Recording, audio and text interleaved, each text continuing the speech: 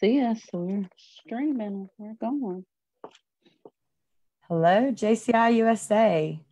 Welcome to Leadership Live, episode 32. I am joined by MVP Margot. And Hey, everybody. Here shortly, we will have Membership Director Ross joining us. We've got some exciting news and topics to talk about for the Rush Week. So as far as topics go, Margot, we have some really fun incentives up for Q3. Do you want to talk a little bit about those?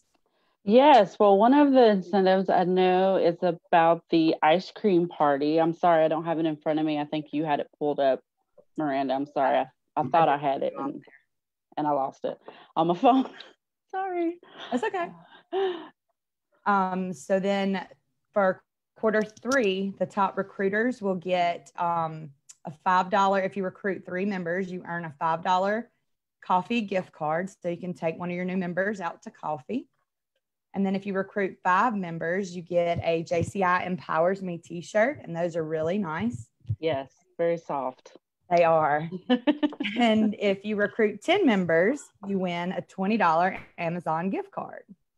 And who can't use that? I mean, Amazon's already dropping off packages for me 2 or 3 times a week. So I was going to say, they have been for me since whole quarantine. Oh, yes. So those are all awesome incentives. So hopefully everyone will get involved so we can announce some awesome winners and there'll be some good competition for those. So great prizes coming out. And then y'all have a new member orientation that you and Ross are doing, right, next week? Yes, Ross will be kicking off a new series, and it's really just focused on the members and giving them a platform that really breaks down JCI, USA, and gives our members a chance to really get all that information. And that way, of course, that we can pass it on to our state and local levels. So it's going to be a really awesome series. I know he's got some great subjects that he's going to cover.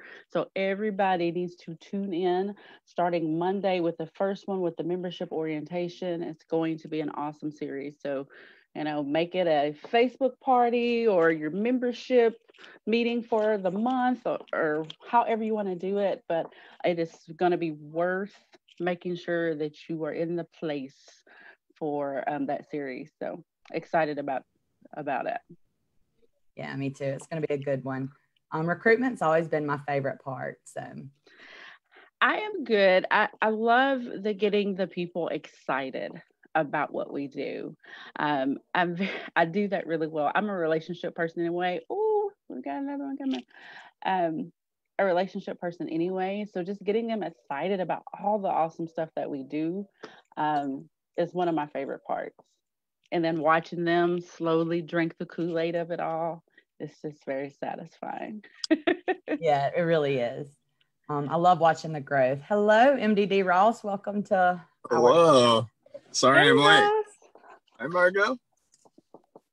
So we were just talking a little bit about Rush Week and a couple of the incentives. And was there anything that we may have forgotten that you might want to add? I know you didn't get to really hear us, but that's okay.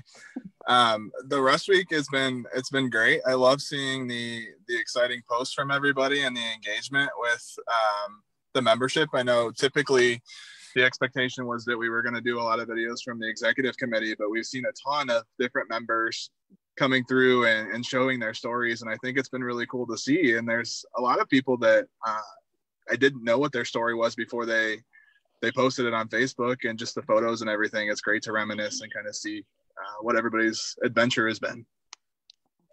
Yeah, the videos have been fantastic this week. The posts in general have been awesome. It's been amazing to see our members get into this and share their stories and their pictures. It just really brought sunshine into my week this week. For sure. It was beyond our expectations, like Ross said. And then, we've got people TikToking and even our game crew took it upon themselves to do a whole video, which was so awesome. So this has been a great week. And of course, Keep them coming. Rush week is not over, but so far they have been fantastic. Yeah, I was really excited to see the game night crew, and that wasn't any. Margot and I did not entice them in any way. There was no incentive. We just let them go, and that's what happened. Yeah. So it was really cool to see them put something like that together. Yeah, they're really excited about it. We should have an incentive to see like which state can get the most members to do, and then maybe we can do a silly challenge for whoever. That could be. We only have one more day left, though. Yeah. Well, I've been telling people, like, it literally takes a minute. The video I posted, I literally was in the corner of my office, in a good corner of my office, and made that video in less than 5 minutes. Because I told them, as long as your message is genuine and your story is personal and it comes from you, then those are the best ones. Because I'm not as tech savvy as some. So doing some of the wonderful slideshows and videos I've seen, they're fantastic, but that's not my gift. So like I said, just getting somewhere, taking a quick video of why UJC or your story, those have been wonderful too. They've all been great. So there's still time. And you know what, Miranda? This is actually something that we could challenge. Rush Week does not have to end tomorrow. We can challenge our members, and I think it would be a great thing if we post something, and we've seen those challenges out there, those JC challenges and those different challenges. So if we post a video and we tag somebody else, it just builds that momentum going forward. So I think that's something that we can continue doing, not just for Rush Week, but in the future. Absolutely. And I'm always up for a challenge. I'm super competitive about stuff like that. So I just like seeing all the videos. We let Miranda be the competitive one. I just like seeing all the videos. Well, consider yourself tagged, Miranda. It's going to start probably next week. So awesome. So do you want to talk a little bit about your new membership series, your orientation? Yeah. So we have a lot of cool stuff going on. You talked about the membership incentive with the prospective members and that type of thing. So we're going to kick off August with a member orientation. And it's not actually just a new member orientation. We're trying to bring everybody onto the same page. And a lot of times we sometimes forget about those different incentives and those deals that we find. I know the Office Depot one is one that a lot of us really look into, but some of those other benefits, maybe the international aspect that some people don't think about, the connections and just the networking aspect, I think, of the organization, we don't always see the bigger picture. And I think especially in times like this, a lot of those resources are needed. So President Justin and myself, we're going to kick off on Monday with a membership orientation.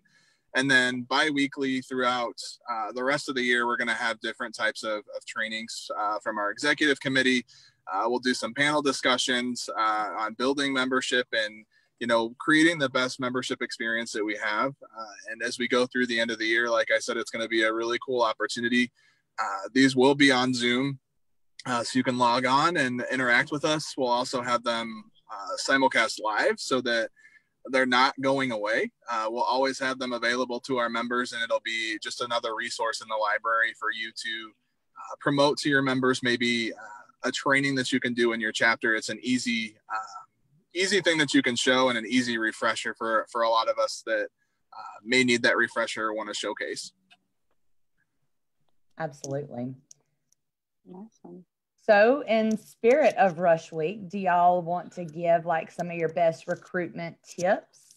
I know I kind of have given a couple on my video, but yeah, a lot of people have shared some of the best ones. I think it was brought up by a very smart lady out of Michigan, Miss Carol Pickleman, who said it really starts with being welcoming, to make everybody feel welcome, especially if they're visiting their prospect, to make sure they're comfortable, making sure that somebody greets them, making sure that you introduce them around. Because I remember going to my first JC event and I remember being like, what? Oh gosh. What are the people doing? So it was just eye-opening. But if I hadn't have had, a couple people there that knew me and, introduced me around and kind of explained what was going on and how things worked, I would have been like, I am not coming back here. These people are crazy. Uh, but I think that's one of the biggest ones. And I also think too, I don't know if anyone's done this, is that after they come, to make sure that we're checking back with them and making that retouch. Because I think sometimes we give them all this information and we send them home and then we just kind of wait for them to tell us yes or no. But I think it can be a thing. Well, how did you enjoy the event? Just asking them how they enjoyed it, not talking about membership, asking them for a check or money, but asking them genuinely how they enjoyed the event. If you had food, did they enjoy the food? Did they enjoy so-and-so that they met? Just really trying to make it as personal as possible, because those personal relationships are what keeps us JCs.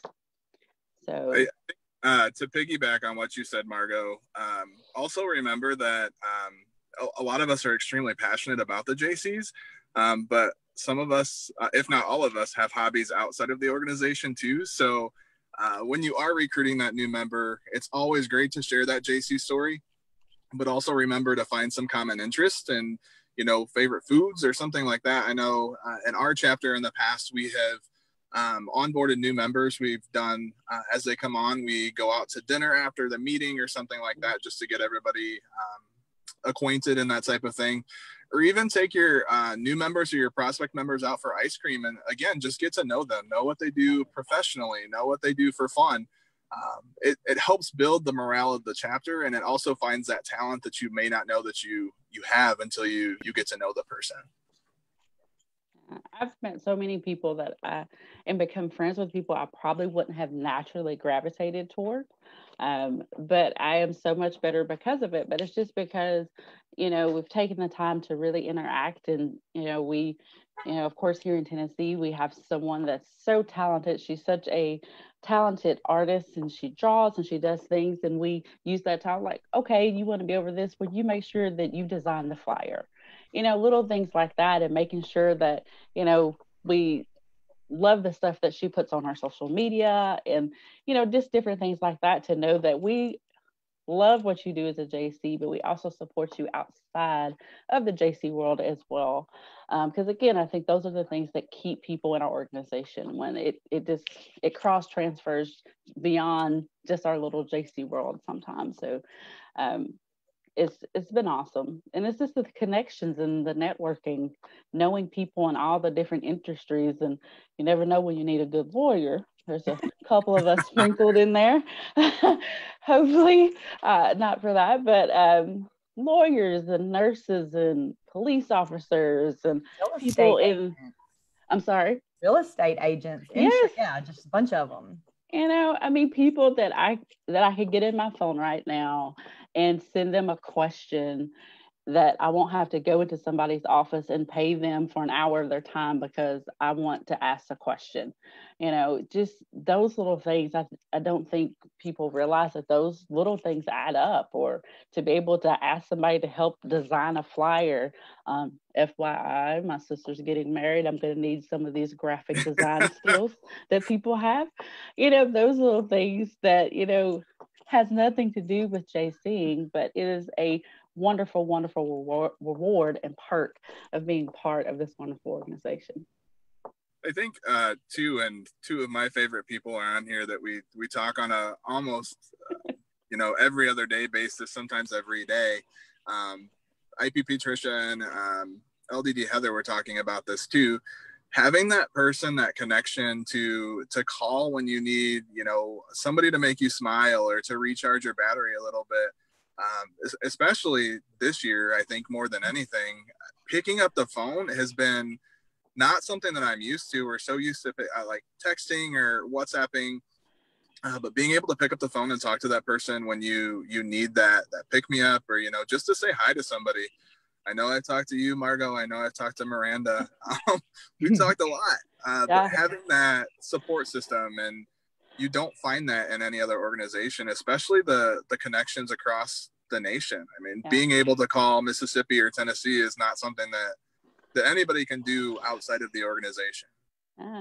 Well, and I'll take too, like I was able to talk to Shanella just today. Me and Shanella from the West Indies had a conversation for an hour and a half. And who can say that they can just pick up and call somebody in the West Indies and have a conversation and already kind of have something in common with them? And we could have probably talked for another hour and a half if we both were like, we gotta go to work. We gotta, we gotta get to work.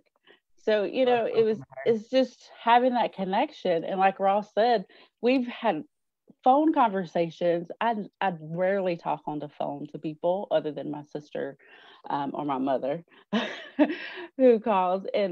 But me and Ross talked one night for, we won't say how long or late into the evening that was. And we were seriously talking about nothing. We were may have been looking up Uno decks, but that's neither here nor there. Uh, but it was just good to just have somebody to talk to and just being silly. And it doesn't have to always be so formal, or we're planning for a project, or we're getting on a Zoom meeting, or it's just good, like Ross said, to have somebody just to smile and laugh with and be silly. And if you need to vent and holler and scream, that you can do that too. And yeah, I have not really found that outside of my family, my biological family. I haven't really found that anywhere else. So some of my best friends I've met in the JCs, I think I have more friends nationally now than I do locally. That's what I love it. I mean, president says about me. You always have a place to stay, no matter where you travel. And sometimes if you do travel and you forget that you have that place to stay, you hear about it very quickly. I know early on this year, I was out in California for a work conference, and I ended up in Palm Springs, and Tanya Spiegel actually lives pretty close to a couple hours away. But as soon as I checked in Palm Springs, I had that JC connection. Tanya was messaging me, how can we meet up? Like, we need to catch up and that type of thing. So as you develop, as you grow within the organization, it doesn't matter if you're a local chapter member or an international vice president or world president, you're going to find those networks and you're going to find those friends, your tribe, if you will, that you can connect with almost all the time at any time, day or night. Yeah, I think if I come back to Illinois without going to see Lawrence or scheduling something with Lawrence, I'm going to wind up losing him as a friend, because I hear about it every time I'm up there. So I hear about it too. I'm a lot closer to Lawrence than you are, Miranda, and I don't see him very often too. But again, anytime I go to Chicago, I remember to let Lawrence know now.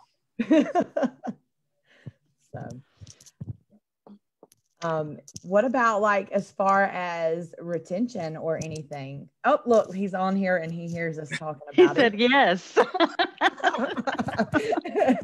I didn't know he was watching. We're all going to come visit Lawrence, so you can't say that we won't come and visit. We'll all come and visit. I think so you mentioned retention, Miranda. That's also important, is keeping the members within the organization. And we've seen members that stay 1 or 2 years are more apt to stay in the organization for life. And I can say that personally, just because getting involved and learning about the organization and the most involvement that you have going to state conventions, national conventions, world congresses, all of those types of events really get you into the organization, and they energize you and bring you back. So keeping those members engaged, whether it be managing an event, it could be an Easter egg hunt, it could be an active citizen framework project where you're figuring out the root cause of a problem in your community. Whatever that is, keep those members engaged, keep them in tune, let them own those projects, and let them bring other people with them to make that happen. So again, once they're engaged, once they drink that Kool-Aid, if you will, and we've all drank that Kool-Aid too, they're going to stay for life, and they're going to see the true benefit of their organization. And I think another is to match their passions and their interests with our mission and values as well. If they love video games, who says that they can't have a video game tournament to, raise money for your adopt a school program, or even have a teach kids how to code or whatever their passion is, to relate that in some kind of way to what we do as JCs. Because then you're going to get the buy-in, you're going to get them hopefully into leadership roles, and just really engage in our organization.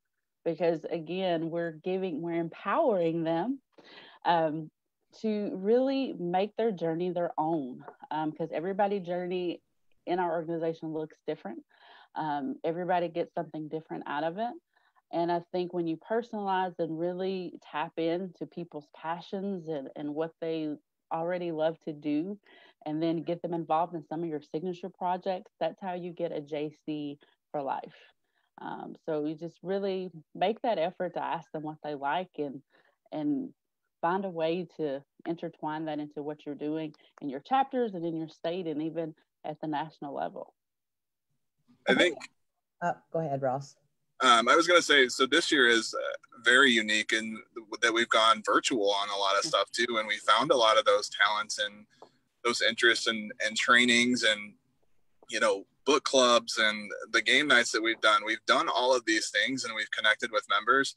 I know within our game night crew, some of them might be listening right now, but we've reinvigorated their membership. We've had some that were talking about not being involved in the organization anymore, and just finding that social aspect, that connection with something as simple as playing a card game or an online Jackbox game for that matter. It creates that conversation. It creates those common traits, and these people may not have even met each other for that matter, and they're still best friends.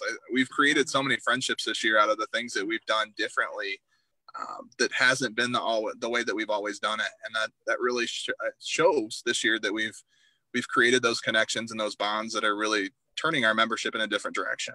Yeah, I think they've just created little silos of almost little think tanks, because they're, again, like me and Ross said, they came up with the idea that they're going to do a video, and I know they've played off each other. Does anybody have any ideas for this or that? They're exchanging ideas.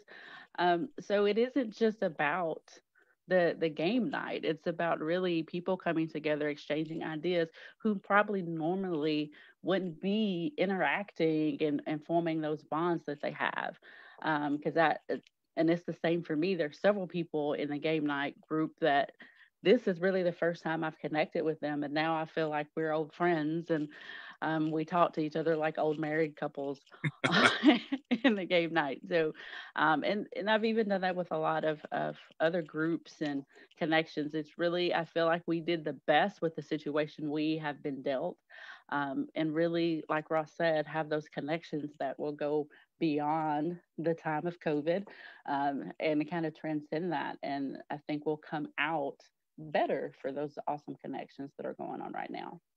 And Miranda, game night is fun, even if you don't like Uno. I know some people on the call don't like Uno. Well, I don't mind Uno. I just don't like the way Margot cheats.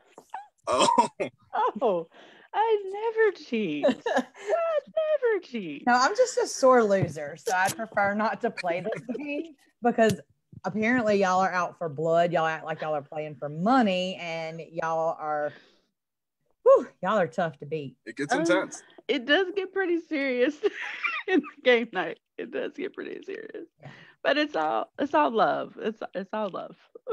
Eventually. But I think back to the retention conversation. I think sometimes we forget to do simple things with our members, like just telling them thank you for the time that they put into it, and showing that we value their time and we value their friendship, and we value the things that they're teaching us and that we're learning from them, they're learning from us, and we value them being here. And, you don't have to go crazy. Sometimes you can just don't underestimate how far a simple thank you can go. But I've noticed with like these membership spotlights and stuff, even though it's been a dull year for a lot of them, they really enjoy that little bitty thank you from their chapter, seeing their name on Sunday, or, things like that. Well, sorry, Ross. No, it's okay. It goes back to those personal touches. And I know one thing this year that I have rediscovered is the art of the personal note. a 35-cent stamp on a note to someone. I've had more feedback and, oh my God, thank you so much. Just to send somebody a note that you were thinking about them, you saw something they did and it was awesome, or all the stuff that's going on, and I just want to send you a little encouragement and a little sunshine. Those little things go a long way in people feeling valued. And that's a big thing, just going back into the thank you, that just makes people feel valued and appreciated. And I think that's something that we've gotten back in touch. I know I have gotten back in touch with this year.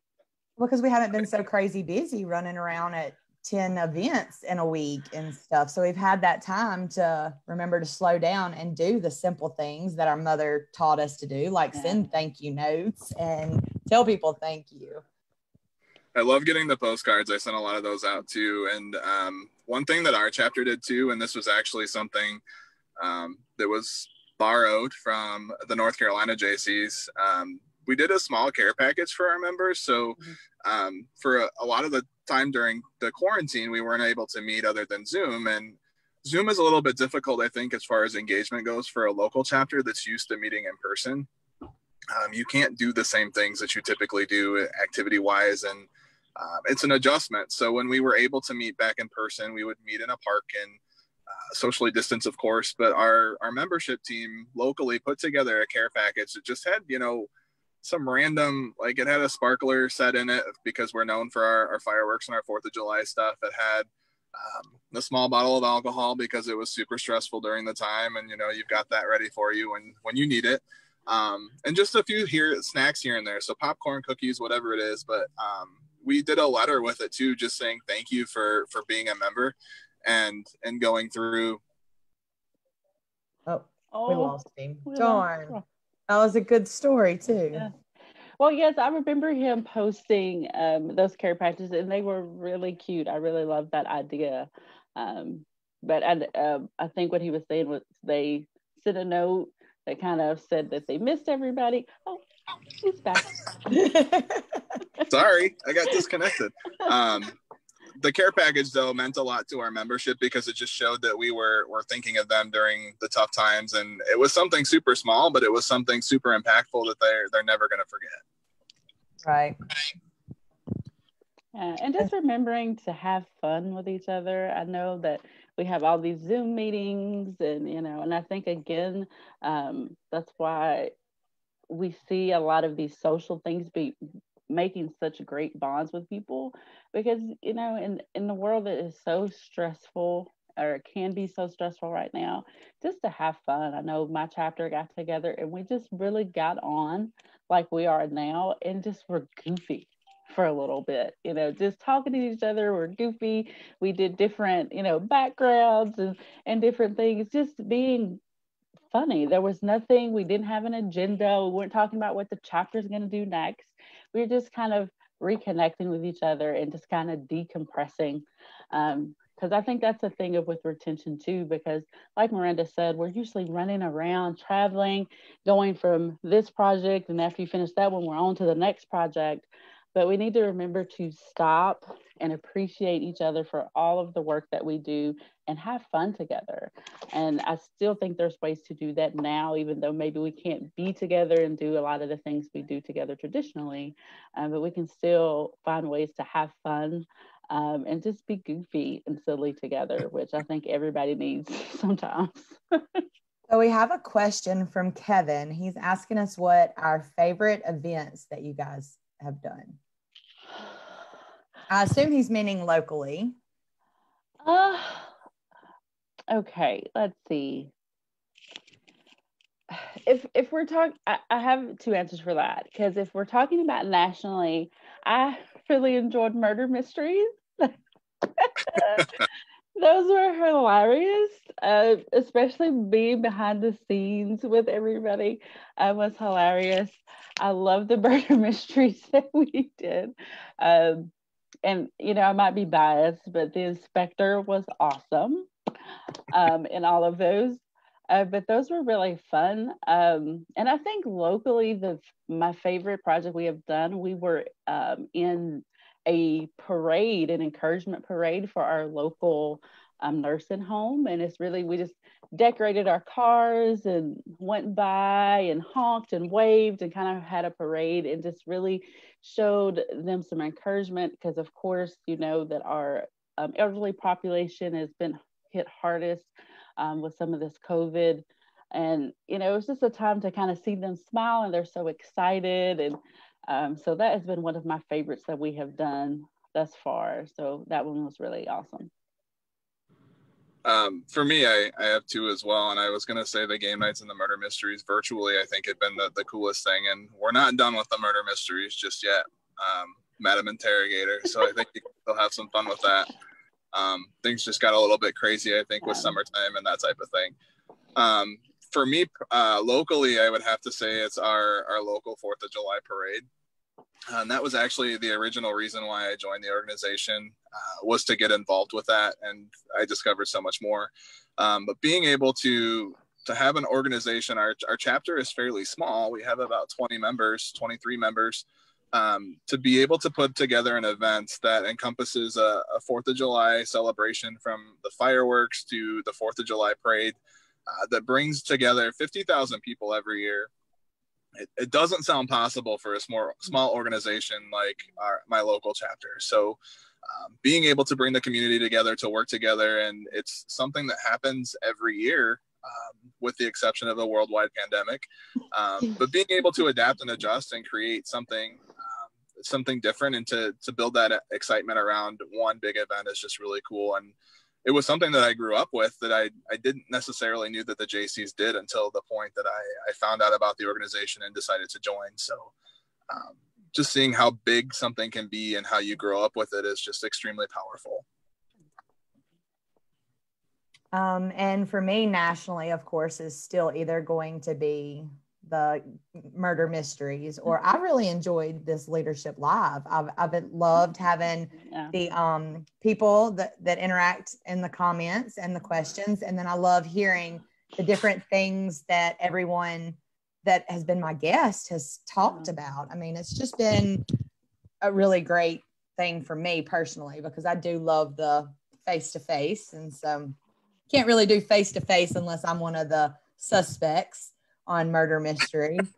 And so, but then on a local level, it would have to be, we did it actually last year. It was election year, but political forums, because I have been dancing and toying around with getting into politics. And it was really neat to be behind the scenes of that, running one and seeing how they're done. And so it just kind of piqued my interest a little bit more. And then, but if we're talking about this year, because unfortunately we weren't able to have a political forum, but I mean, I guess we could have done it virtually. But anyway, it would have been our St. Patrick's Day pub crawl. And it was the last thing we did before the major shutdown. And it was super successful. And it was like our 3rd or 4th one to do, I can't remember, annually. But I just love the connections that we've made with our downtown area, and the fact that they have really put so much respect and love into our organization as we have into supporting their business. That's awesome. So, you know, you're saying it's going to be Governor Miranda at some point? I don't know about governor. I was thinking about mayor, maybe any councilman, but you know. Hey, we're JCs. We go big or we go home. So. Our last governor of Mississippi was a JC. See? There you go. There you go. Reach for the sky. I don't plan to be in Mississippi that long. But yeah,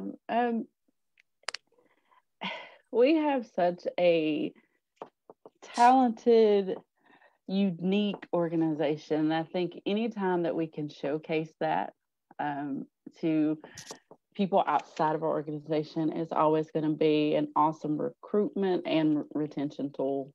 So anytime we can kind of spotlight all the things that we have to offer, I think is always great. But I always come back to the relationship part of it. And I know you're not going to be best friends with everyone, but just making sure that people know that you care, even if don't talk to them every other day like I do with some people. But still, when you see that stuff is going on with them, that you send them a private message and ask them what's going on and how you can help, and let them know that you're here to support them. Um, Again, those are little nuances of our organization that you're just not going to get everywhere else. So I just think that's one of our most unique qualities. In an organization with so much history too, and that's I think the coolest part about the organization is, especially this year, we get to look back on the last 100 years, but being able to connect and see what happened 30, 40, 50 years ago, and see the impact that was created, and then to be able to create more impact in history. I think there's so much into that a lot of organizations, there's history, but I just don't feel like the same type of impact is there. I mean, there's not many organizations, period, that can say they've been around for 100 years. For sure. And of course, we would be remiss if we didn't say development opportunities, of course. I would have never thought that I would have gotten into politics or been interested in getting into politics before the JCs. If you would have told me that I would have gave a speech in front of 300 plus people, I would have said you were crazy. Agreed. I used to chat. Yeah, I am a behind the scenes planner. I'm behind the scenes. I'm checking off the boxes. That's what I did. So even when it was brought up to me, you should be state president, I'm like, no, not doing that. Not doing that. Yeah. So it's been really crazy to me how my journey has developed, because again, when I was a baby JC, fresh in this, even 6 months in this, and you go to conference, see all this, I'm like, that's great, but I'm not doing that. I'm just going to be a member. I'm going to show up and do my little bit. And that's when you start getting voluntold to be chairs of things. And here I am. So you're rocking it. But I wouldn't take it back for anything. And again, it's something that has translated to really helping me in my professional career, because now it's like, oh, will you help us do a training? We've got 20 students that need training. 20 students, that's nothing. Sure, that's fine. It becomes, it's not a big deal, because it's like I didn't die of embarrassment giving a speech to 300. I can do 20 people in a classroom, so it's fine. I think that's the coolest part too, and to be able to make mistakes and be able to learn from those mistakes and be able to be a better person in the future, I think has been one of the most influential things that I've seen in the organization too. It's okay, we're human, we can make mistakes, things happen that don't go our way, but we can create those guides and those make notes in the future to where those mistakes don't happen again. And we never forget those mistakes that we make too. So being forward, and next same thing comes up, we know that we don't do it that way. Right. Well, I know you are probably ready to drive home, and so we will kind of end this episode. But if y'all join us next week, same time, we have past President Faye Walsh, and I have past President Crystal Dias joining us. They're going to talk about the institutes and the role that they play in our JC journey, and how they're here to help and not overstep. And because I know that's always been a big thing for them. Yeah. And so they are here to show us how they're here to help and explain to everyone what institutes are, because I know there's some that don't even know that the institutes exist. So they're great mentors. I know they have been great for me, both of them. I've called on both of them at the same time. So we will hope y'all have a great weekend. And thank you too for joining us. We will see you on Monday for the membership orientation, right? Yeah, be there, be square. Thanks for the invite, Miranda. Yes, thanks for having me. I appreciate it. All right, we will talk to y'all soon. Thank you. Bye, everybody.